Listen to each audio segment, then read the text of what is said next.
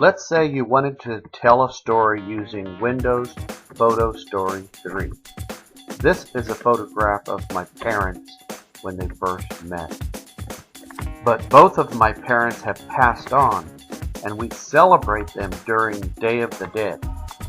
But we can't tell their story without talking about my grandmother. In this 1935 letter, my grandmother told my father to choose a woman who would be with him throughout his life. My grandmother was remembering the day her husband died and the trains drove away with the casket on board. She used the letters to relate the family values, and they must have served her and her family well, because she became Texas' first female insurance claim adjuster. She is one reason why my father chose this remarkable woman, my mother, to be his wife.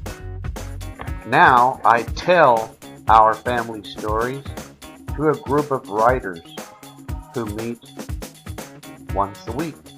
They also share their own stories.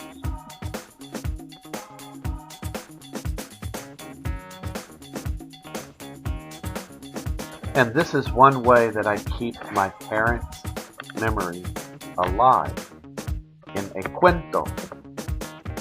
This is also how I remember my grandmother, and how we share our stories with other people. And our stories result in a triumph. Now, if I wanted to tell this story using Photo Story 3, I would begin with this page, and I would click on Begin a New Story. You can begin by having an already completed story and by choosing the photos that go along with your script. So what you want to do is import all of your photos in the order in which they appear in the story. You can also have the black borders removed automatically by choosing yes in this prompt. Also, if you wish, you can put words across your photographs. Make sure to click on the photo over which you would like to narrate, and when you're finished, hit the square that is in the circle next to it to stop your narration. Hit preview to listen to what you have recorded, or hit the return arrow to erase what you have recorded. Remember, you do not have to record over any photograph or have typing or writing on any one of your photographs. You could just let them speak for themselves. Notice that I have used some family artifacts to tell my story. You may have noticed I used the word on Fernando's t-shirt to illustrate that telling stories is a triumph and a success.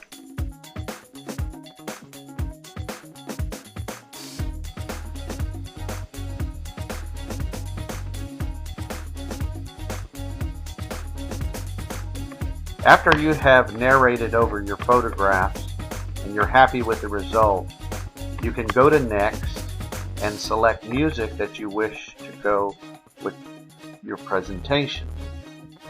Make sure you select the music that is appropriate for the mood and the tempo of your presentation, and that you turn the volume down on the music so it doesn't overpower your narration. Next, you will want to save your project by pushing the Save Project button at the bottom of your next screen, and then you will want to save your story for playback on your computer. Saving your story for playback on your computer will render your video. It will mix your voice and the photos and the music together in one complete movie. Saving project will allow you to come back later and edit what you have done.